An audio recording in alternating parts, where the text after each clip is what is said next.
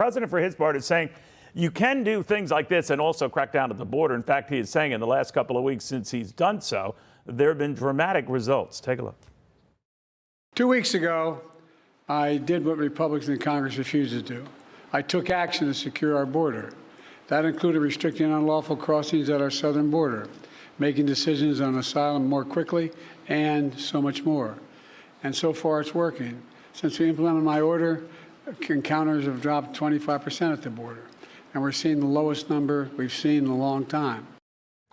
All right, that was a surprising number to us. We just wanted to check that, and who would know better than Lieutenant Chris Olivarez, the Texas Department of Public Safety. So, Chris, the border crossings or apprehensions, you know, they're down now 25%. Is that true? Well, good afternoon, Neil.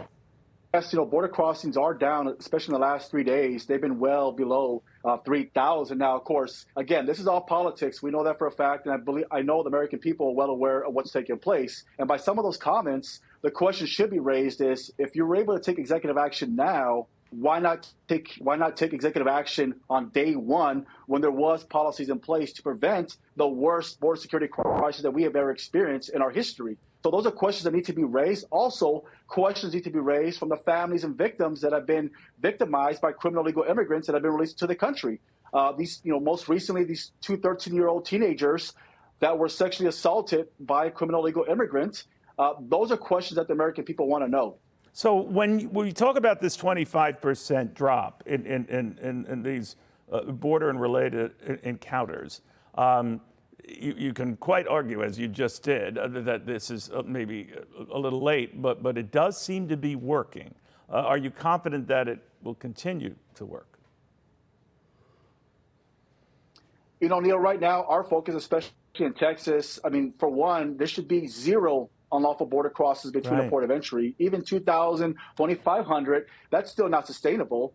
I mean, you're still looking at well over 900,000 illegal border crossings between ports of entry. And first off, there should be something in place to prevent anyone from seeking asylum to cross between a port of entry. The legal way is to go to a port of entry where it's much safer. That does not prevent any type of criminal action either. Criminals that are coming across the border that are being released to the country right now, that's where we need real action, real solutions. And many of these families and victims that have been victimized by some of these criminal illegal immigrants, they want those answers. Condolences can only go so far. These families, the American people, they want action. They want real solutions, not during a political year, but they want solutions right now. So when they talk about this decline in crossings and the like, is that because some of the asylum cases are being readjudicated, or what's counting for that? Is it your men and women capturing more and having the ability to do that, or what?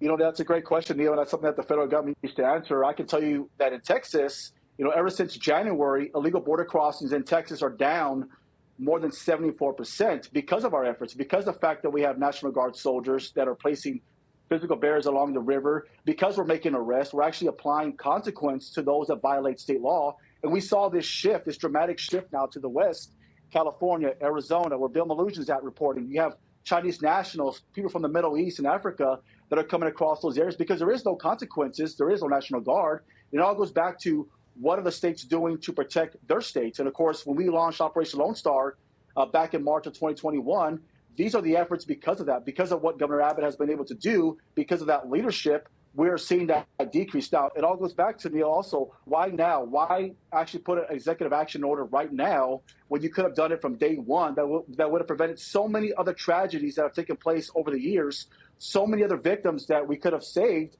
because of these disastrous border policies. That's the question that needs to be raised. Of course, we don't know why or what's causing this decline, but I can venture to say that it has something to do with a political year, being that it's a political year, and we have to wait to see what's going to happen after this year, what the new outcome's going to be. Yeah, and you just hope it continues. To your point, Lieutenant Chris Olivarez, very good seeing you again. Chris, thank you very much. Click here to subscribe to the Fox News YouTube page to catch our hottest interviews and most compelling analysis. You won't get it anywhere else.